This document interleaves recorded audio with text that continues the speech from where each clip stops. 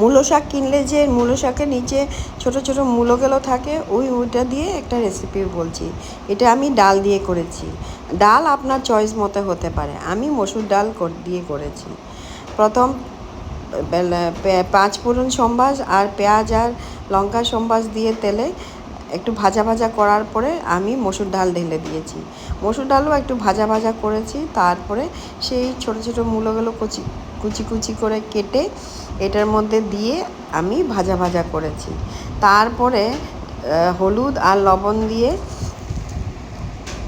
কষিয়ে নিয়ে তারপরে জল দিয়ে এটাকে সিদ্ধ করে নিয়েছি। সিদ্ধ যখন হয়ে গেছে তখন এটার কনসিস্টেন্সি আপনার ইচ্ছার মতো আপনি রাখতে পারেন। আপনি যদি ভাত দিয়ে খান তখন একটু বেশি করে জলটা রাখলে হলো, আর যদি আপনার একটু রুটি টুটি দিয়ে খান তখন একটু গাঢ় করে বানালে হলো, বাস।